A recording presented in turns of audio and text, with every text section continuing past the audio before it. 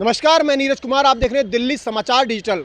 आज दिल्ली के कांग्रेस मुख्यालय में कांग्रेस की राष्ट्रीय प्रवक्ता शिवप्रिया सिन्हा द्वारा एक प्रेस वार्ता की गई। इस प्रेस वार्ता में भारत और पाकिस्तान के बीच में जो सीज फायर की घोषणा अमेरिकी राष्ट्रपति ट्रंप द्वारा की गई थी, उसको लेकर के साथ ही कनाडा में जो G7 की बैठक हो रही है उसमें भारत को न्योता न मिलने पर और अरब देश कुवैत द्वारा जो पाकिस्तान पर वीज़ा प्रतिबंध हटाया गया है, उन्होंने भारत सरकार की कूटनीति और विदेश नीति पर निशाना साधा। क्या कहा कांग्रेस की राष्ट्रीय प्रवक्ता ने, आइए जानते हैं इस पूरी खबर में। आप सबको मेरा नमस्कार। इस प्रेस वार्ता के माध्यम से और इस मंच के माध्यम से आज हम एक बहुत बड़ी चिंता आपके साथ साझा करना आए हैं, क्योंकि इस देश के सम्मान में ठेस पहुंचे, इस देश की संप्रभुता पर सवाल उठे, यह कतई बर्दाश्त नहीं किया जा सकता है। आज प्रधानमंत्री नरेंद्र मोदी की विफल विदेश नीति, कंप्लीटली फेल्ड फॉरेन पॉलिसी के कारण इस देश का दुनिया में अपमान हो रहा है। कनाडा जैसा देश हमें G7 का इनवाइट नहीं भेजता है। ट्रंप बार बार सीज फायर का श्रेय ले चुके हैं और असलियत अब यह है कि ट्रंप को छोड़कर अब बाकी देश, कल रूस ने भी माना कि ट्रंप ने हमारे बीच मध्यस्थता करी थी और उनके कारण सीज फायर हुआ। यह भी सच है कि हम दुनिया में अलग थलग पड़ गए हैं और हमारे जो सदाबहार दोस्त हैं, जिसको all weather friend and allies कहा जाता था, वो हमसे किनारा कर रहे हैं और बड़े बड़े देश आज हमारे दुश्मन मुल्क के खेमे में खड़े हुए नजर आ रहे हैं। असली बात यह है कि जिस पाकिस्तान को हमने टोटली दरकिनार कर दिया था, वो आज धड़ल्ले से हीरो बना घूम रहा है। उसको विश्व के तमाम मल्टीलैटरल एजेंसीज में प्रतिनिधित्व का मौका मिल रहा है, वो संयुक्त राष्ट्र में कमेटियों का चेयरपर्सन बन रहा है। असलियत यह है कि उसको मल्टीलैटरल एजेंसीज एक के बाद एक आर्थिक सहायता दे रही हैं और हम कुछ नहीं कर पा रहे हैं। आज के दिन प्रधानमंत्री नरेंद्र मोदी कश्मीर गए हैं। यह अलग बात है कि वो पिछले 45 दिनों में उन्होंने एक बार भी कश्मीर की ओर झांका तक नहीं। अब फीता काटने वो कश्मीर पहुंचे, लेकिन जब वो वहां पर भाषण देंगे तो इस देश के मन में बहुत सारे सवाल हैं और उन सवालों को उठाना हमारा काम है, क्योंकि ये वाकई में एक दुखद बात है कि 11 साल सत्ता में रहने के बाद, 90 से ज्यादा देशों की सैर करने के बाद, हमारी विफल विदेश नीति के चलते हमें हासिल कुछ भी ठोस नहीं हुआ है। कूटनीति या डिप्लोमेसी या फॉरेन पॉलिसी जिसको कहते हैं, इसका मतलब लाल लाल आंखें डालकर लेजर की रील बनाना नहीं होता है। कूटनीति का मतलब होता है कि आप विश्व में भारत का हित सर्वोपरि रखिए। कूटनीति निरंतर होती है, ये खोखले दावे नहीं होते हैं।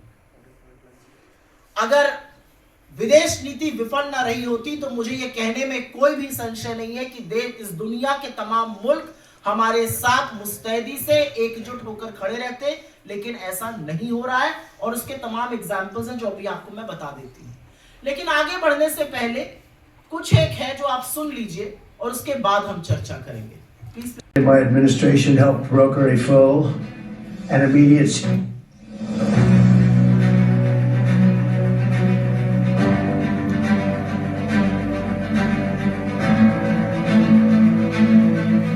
On Saturday, my administration helped broker a full and immediate ceasefire, I think a permanent one, between India and Pakistan. I said, come on, we're going to do a lot of trade with you guys. Let's stop it. Let's stop it. If you stop it, we're doing trade. If you don't stop it, we're not going to do any trade. My administration successfully brokered a historic ceasefire to stop the escalating violence between India and Pakistan. And I used trade to a large extent to do it. I said, fellas, come on, let's make a deal. Let's do some trading. It was a very important process. We got involved with India and Pakistan. I think convince them to let's have peace and let's go and make trade deals. And we talked to them about trade. Let's do trade instead of do war. And Pakistan was very happy with that. India was very happy with that. I'm using trade to settle scores and to make peace. But I stopped that war. That was going to be a nuclear war, I think, or close. Very close. You were right there. Yeah. And now everyone's happy. In fact, I told my people. We're doing a big deal with India. We're doing a big deal with Pakistan. And we stopped India and Pakistan from fighting. I believe that could have turned out into a nuclear disaster. And I want to thank the leaders of India, the leaders of Pakistan, and I want to thank my people also. We talk trade. We're dealing with India, we're dealing with Pakistan, and we were able to stop potentially a nuclear war through trade. And you know, I'm very proud of the fact that with India and Pakistan, I was able to stop that. इस fire का श्रेय लिया है, जो कि हमारी संप्रभुता पर खतरा है, बल्कि उन्होंने ये भी बार बार कहा है कि मैंने व्यापार के नाते, मैंने ट्रेड के चलते सीज फायर कराया। कल रात को उन्होंने ये बात फिर से कही है। पर इस पर हमारे सिंदूर के सौदागर चुप रहते हैं।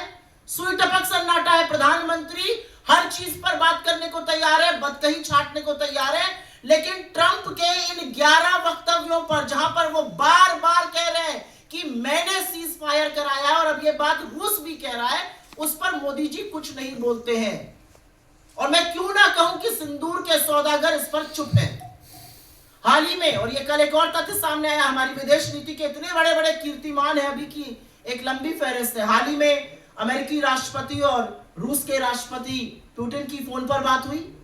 कल क्रेमलिन से ऑफिशियल वक्तव्य आता है और उसमें कहा जाता है कि उस फोन की बातचीत जो 75 मिनट, सवा घंटे तक चली, उसमें इंडिया पाकिस्तान का जिक्र हुआ और उसमें श्रेय दिया जा रहा है।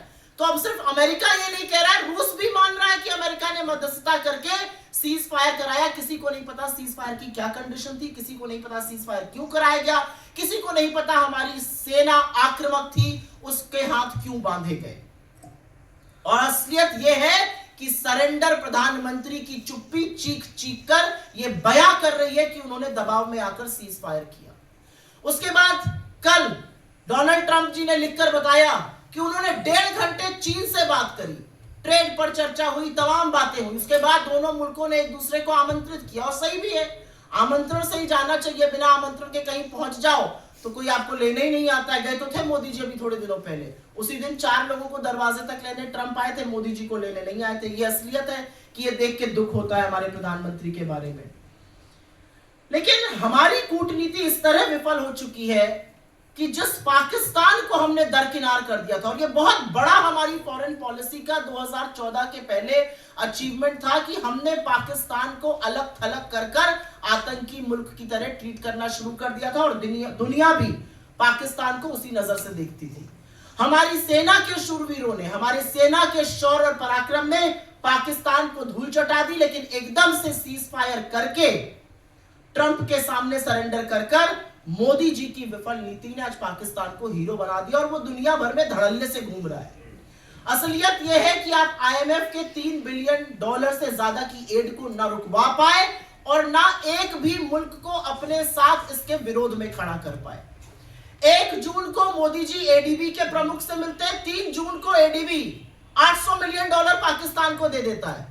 हम बड़ी बड़ी बातें हाँकते हैं वर्ल्ड बैंक के सामने। संयुक्त राष्ट्र की उस समिति का उपाध्यक्ष बना है जो काउंटर टेररिज्म पर है। आतंकवाद के विरोध में जो समिति बनी है उसमें आतंकी मुल्क पाकिस्तान उपाध्यक्ष बना है, और हम कुछ नहीं कर पा रहे। बिल्ली अब दूध की रखवाली करने जा रही है, लेकिन हम चुप हैं, हम कुछ नहीं कर पा रहे।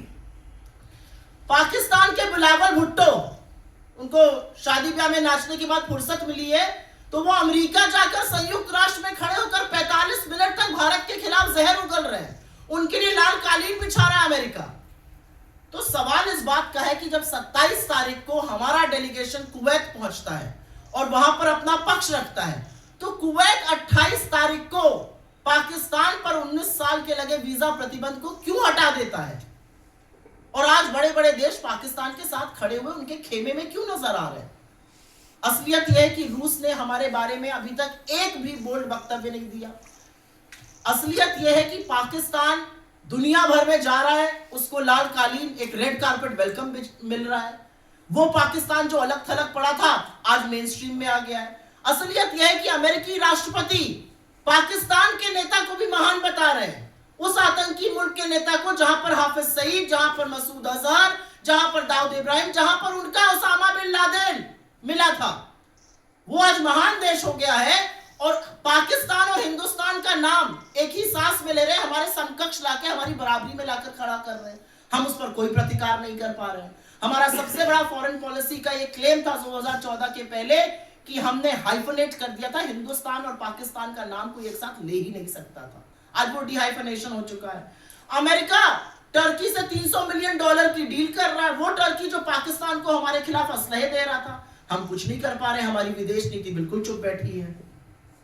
हमारा सदाबहार मित्र ऑल वेदर एलाय रूस हमारे बारे में तो कोई ठोस वक्तव्य नहीं दे रहा है, ना पाकिस्तान की निंदा कर रहा है, बल्कि पाकिस्तान से $2.5 बिलियन की एक डील करके उनके पावर प्लांट्स को रेजरेक्ट करने जा रहा है।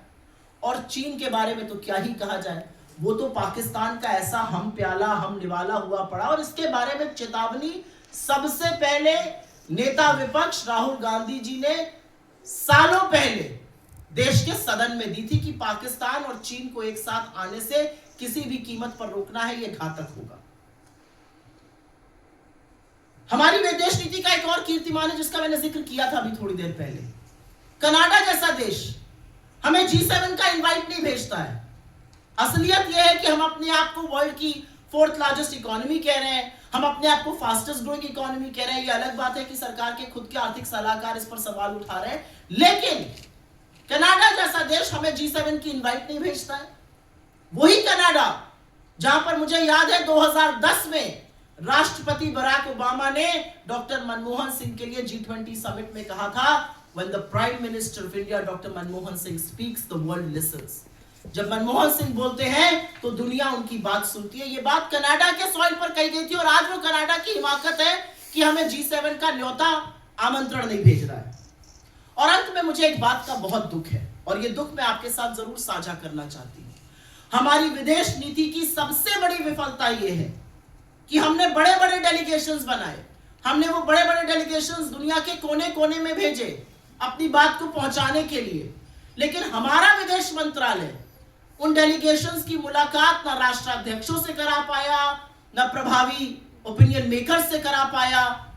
वो लोग वहां पर गए, वहां पर वो हमारी ही एम्बेसी में भारतीय मूल के लोगों से मिल रहे हैं, वो अंडर सेक्रेटरीज से मिलके आए हैं, वो फॉर्मर मिनिस्टर्स से मिलके आए हैं, कुछ स्टेट मिनिस्टर्स से वो मिले। तो आज सवाल इस बात का है कि वो म्यूजियम देखने गए, उन्होंने यूनेस्को की कुछ वर्ल्ड हेरिटेज साइट देखी, नोत्र दाम का चर्च देखा, गाना बजाना हुआ, पुराने फिल्मी गाने गाए गए, बड़े बड़े डिनर हुए, खूब पिक्चरें खींची गई, लेकिन हमें मिला क्या? और ये हमारी विदेश नीति की विफलता है कि आपने अपने सांसदों को भेजा और उनको आप एक राष्ट्राध्यक्ष से नहीं मिला पाए। तो आज सवाल यह है, आपने उनको कितने राष्ट्राध्यक्षों से मिलाया? हमें क्या ठोस हासिल हुआ? कितने राष्ट्र जहां पर हमारी ये डेलीगेशंस, जहां पे हमारे सर्वदलीय मंडल गए थे, उन्होंने हमारे पक्ष में उतर के बयान दिया? कितने राष्ट्रों ने पाकिस्तान के आतंकियों को शरण देने की निंदा करी? कितने राष्ट्र आज खुल के हमारे साथ हैं? तो कहां है हमारी डिप्लोमेसी, कहां है हमारी फॉरेन पॉलिसी? मुझे ऐसा लगता है कि हमारी फॉरेन पॉलिसी, हमारी डिप्लोमेसी लाल आंखों की लेजर लाइट वाली बनाने में शंकर जी की प्राथमिकता, बाकी मंत्रियों की प्राथमिकता सरकार में है, लेजर आंखें बनाते हैं, लाल लाल आंखें दिखती हैं और डिप्लोमेसी उसको कहा जा रहा है। वो डिप्लोमेसी नहीं है, वो रील बनाना है। आज जब हमारे देश को सबसे ज्यादा जरूरत है कि विश्व के मजबूत राष्ट्र एकजुट होकर हमारे साथ खड़े हो, एक स्वर में पाकिस्तान के आतंकी होने की निंदा करें, पाकिस्तान जिस तरह से शरण देता है आतंकियों को, जिस तरह से पनाह देता है, जिस तरह से पाकिस्तान के यहां तमाम टेररिस्ट कैंप हमने ध्वस्त किए, उसकी निंदा करें, तो हम उसमें कहीं ना कहीं अलग थलग पड़े नजर आते हैं। और ये हमारी फॉरेन पॉलिसी का, ये हमारी कूटनीति का फेलियर है। असलियत यह है कि हमारी सेना के शौर्य और पराक्रम ने, हमारी सेना के वीर शूरवीरों ने तो पाकिस्तान को धूल चटाई, लेकिन हमारी विदेश नीति इतनी विफल रही कि वही पाकिस्तान आज घूम रहा है विश्व में और उसका स्वागत किया जा रहा है। और इसका कारण यह है कि जिस विदेश नीति का एकमात्र आधार, जिस विदेश नीति का सिंगल कॉर्नरस्टोन इस देश का राष्ट्रहित सर्वोपरि रखना होना चाहिए था, उसका सारा ध्येय, उसका सारा फोकस, उसका सारा लक्ष्य एक आदमी की छवि चमकाना और उनके मूल भक्तों से सस्ती ताली बजवाना है। और इसलिए हमारी विदेश नीति विफल हो रही है। सवाल आज यह भी है कि क्या हमारी माताओं के साथ, हमारी बहनों के सिंदूर के साथ सौदा किया गया? क्योंकि 11 बार अगर अमेरिकी राष्ट्रपति ये बात कह रहे हैं और बार बार ये कहने के बाद अमेरिका अपने कोर्ट में लिखित हलफनामे में, एफिडेविट में दे रहे हैं कि हमने ऐसा किया, रूस ये मानने को अगर आज तैयार है तो या तो सरकार खुलकर आए, नरेंद्र मोदी आज अपने भाषण में इसको गलत कहें, या हमें मानना पड़ेगा कि सिंदूर के सौदागर ने सिंदूर के साथ समझौता किया, सिंदूर का सौदा किया। एक और सवाल है, पप्पा ने वॉर रुकवा दी जैसे सस्ते डायलॉग का इसका खामियाजा भुगतना पड़ रहा है? क्या नरेंद्र मोदी की जिस एंगल में फोटो खींची जाती है जब वो विदेश जाते हैं कि लगे कि वो लीड कर रहे हैं और भक्त उसमें खुशी होकर ताली बजाते हैं, क्या इससे हमारे कुछ विदेशी मित्र नाराज हो गए हैं? क्या भारत पाकिस्तान के बीच में हम किसी तीसरे पक्ष को शामिल करने के लिए तैयार हो गए? क्या हम अभी भी शांत रहेंगे और बाकी राष्ट्र, अमेरिका जैसे देश कश्मीर को अंतरराष्ट्रीय मुद्दा बनाएंगे जो कि हमारा मुद्दा है, हम रिजॉल्व करेंगे और हमेशा से हमारी पोजीशन रही है? यूएन, यूनाइटेड नेशन, संयुक्त राष्ट्र, आईएमएफ, एडीबी, वर्ल्ड बैंक, तमाम ऐसे मल्टीलैटरल इंस्टीट्यूशंस, तमाम ऐसी एजेंसीज जहां पर हमारी तूती बोलती थी, वो आज पाकिस्तान के लिए बाहें खोलकर खड़ा है। क्या हुआ हमारे प्रभाव को? क्या हुआ हमारी कूटनीति को? क्यों इतने निष्क्रिय हम पड़ गए कि हम उनके खिलाफ कुछ नहीं बोल पा रहे, उनके खिलाफ एक्शन नहीं ले पा रहे, हम रोक नहीं पा रहे उनके हीरो बनने को? सवाल यह भी है कि कनाडा ने हमें क्यों नहीं इनवाइट किया और ये किसकी विफलता कही जाएगी? सवाल यह भी है कि हमारे डेलीगेशन गए, हम अपने राष्ट्र के लिए कितना नैरेटिव बना पाए, क्या माहौल बनाकर हम वापस आए हैं?